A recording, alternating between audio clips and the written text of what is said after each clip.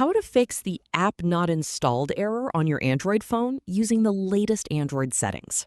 Let's get started. First, make sure your phone has enough free storage. Open Settings and free up some space if your storage is almost full. Next, if you're trying to install an APK, check whether the app is already installed. If an older version exists, uninstall it first, then try installing the new version again.